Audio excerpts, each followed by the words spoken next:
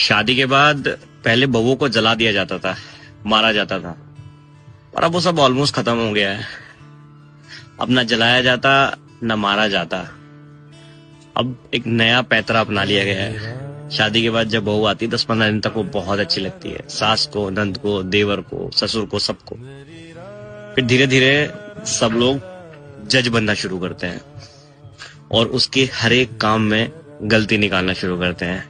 वो कैसे पहनती है कपड़े, वो क्या करती है, वो क्या खाती है, वो कैसे चलती है, वो कब नहाती है, वो कैसे कपड़े धोती है, वो कितने बजे उठती है, वो कितने बजे सोती है, वो किससे फोन पे बात करती है, सब में कमी निकाल के उसके जज बनना शुरू हो जाते हैं। और फिर होता है एक षड्यंत्र जो उसके घर में रहने के बावजूद भी उसको फील कराया जाता है एकदम अकेला, उससे कोई बात नहीं करता।